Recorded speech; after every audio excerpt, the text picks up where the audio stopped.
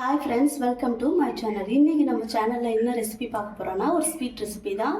அதாவது பாம்பே அல்வா பார்க்க போகிறோம். அதுக்கு தேவையான பொருட்கள் பார்க்கலாம். ரொம்பவே சிம்பிள், ரொம்ப ஈஸி. இது பண்ணிடலாமாங்க. இதுக்கு தேவையான பொருட்களில் வந்து நம்ம ஃபஸ்ட்டு நெய் பார்க்குறோம். நமக்கு தேவையான அளவு ஒரு 4 ஸ்பூன் நெய் தேவைப்படும். அதுக்கப்புறம் கார்ன் பவுடர் மாவு வந்து நான் இந்த கப்பில் இதே அளவுக்கு ஒரு தலைவட்டி கப் எடுத்து அதை நல்லா 2 பவுல் தண்ணி ஊற்றி நல்லா கரைச்சி வச்சுருக்கேன். ஒரு தலைவட்டி வந்து சர்க்கரை எடுத்து வச்சுருக்கேன். நம்மளுக்கு வந்து வெள்ளேரி விதையும் அதுக்கப்புறம் முந்திரி பருப்பும் எடுத்து உடச்சி வச்சுருக்கேன். இவ்வளோ தான் நமக்கு தேவை. இது எப்படி செய்யலான்னு பார்க்கலாம் வாங்க.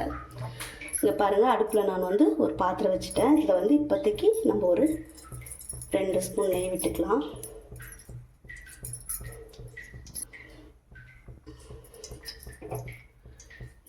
நெய் இப்போ காஞ்சிடுச்சு. இந்த டைமில் இந்த சீட்ஸ் போட்டு நம்ம வறுத்துக்கலாம். நம்ம வறுத்துட்டோம். அதை வந்து ஒரு பவுலில் மாற்றிக்கலாம். அதே பவுல்லையே நம்ம எடுத்து வச்சுக்க சர்க்கரையை கொட்டி கொஞ்சம் லைட்டாக ரோஸ்ட் பண்ணிப்போம். ஒரு பவுல் சர்க்கரைக்கு நம்ம 2 பவுல் தண்ணி ஊற்றி வச்சுருக்கோம்.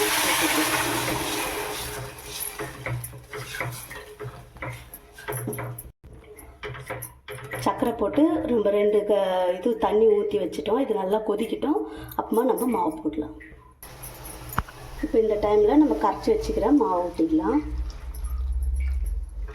ஊற்றிட்டு இது நல்லா கரைச்சி விட்டுக்குங்க. கொஞ்ச நேரத்தில் இது கட்டியாகும். அந்த டைமில் நம்ம கைவிடாமல் கொஞ்சம் நேரம் கிண்டிகிட்டே இருங்க. ஏன்னா அப்போ தான் வந்து இது இல்லைன்னா கட்டி ஆகிடும், கட்டிப்படாமல் இருக்கும். இது சீக்கிரமாகவே கொஞ்சம் கட்டியாக பதம் வரும். ஏன்னா கார்ன் பவுடர் தானே நம்ம போட்டிருக்கோம். அதனால் ரொம்ப சிம்பிளாக சீக்கிரமாகவே ஆகிடும்.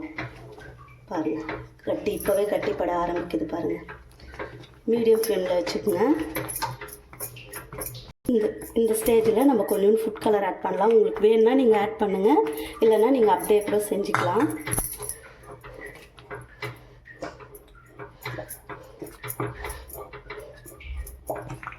இந்த ஸ்டேஜில் நம்ம கொஞ்சோண்டு ஏலக்காய் பொடி போட்டுக்கலாம். சாரி ஃப்ரெண்ட்ஸ், இடையில் நான் ஒரு 2 ஸ்பூன் நெய் விட்டேன். அது உங்களுக்கு நான் காமிக்க முடியல. ஃபஸ்ட்டு நம்ம 2 ஸ்பூன் நெய் விட்டோமா, அதுக்கப்புறம் 2 ஸ்பூன், அவ்வளோதான். 4 ஸ்பூன் நெய்யில் பாருங்கள் எந்த அளவுக்கு கொஞ்சம் நல்லா தலைன்னு வந்துட்டுருக்கு. இன்னும் கொஞ்சம் திக்னஸ் ஆயிடுச்சுன்னா போதும், அந்த இறக்கிடலாம். ஓகே ஃப்ரெண்ட்ஸ், இந்த அளவுக்கு இந்த ஸ்டேஜில் வந்து நம்ம வறுத்து வச்சுருக்கிற இந்த நட்ஸை யூஸ் பண்ணிக்கலாம். நீங்கள் எது வேணாலும் யூஸ் பண்ணலாம். பாதாம், பிஸ்தா எது இருந்தாலும் நீங்கள் அதை கூட யூஸ் பண்ணிக்கலாம். நல்லா அல்வா பதத்துக்கு வந்துட்டுருக்கு பாருங்கள்.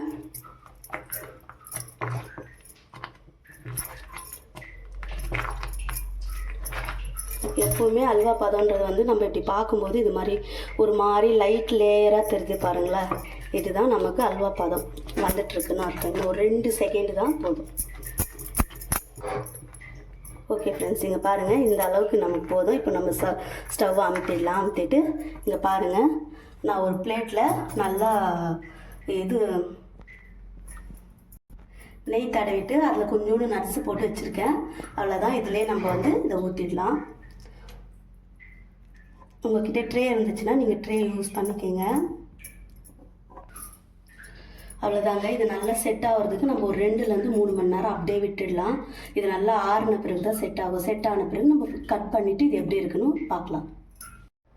ஓகே ஃப்ரெண்ட்ஸ், நம்ம பாம்பே அல்வா வந்து ரெடி ஆகிடுச்சு. இது நல்லா கரெக்டாக ஒரு 3 மணி நேரம் இது செட் ஆகிறதுக்காக அப்படியே விட்டோம்.